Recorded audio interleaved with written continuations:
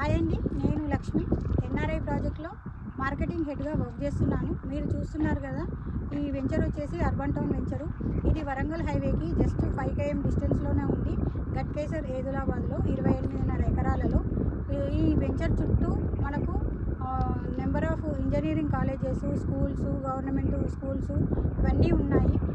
ఇంకా మనకి నా వెనుక చూస్తున్నారు మాదారం ఫారెస్ట్ ఏరియా అండి, 400 ఎకరాలలో ఉంది. మన వెంచర్కి జస్ట్ ఒక 1 km డిస్టెన్స్లోనే మాదారం ఐటీ పార్క్ కూడా రాబోతుంది 400 ఎకరాలలో.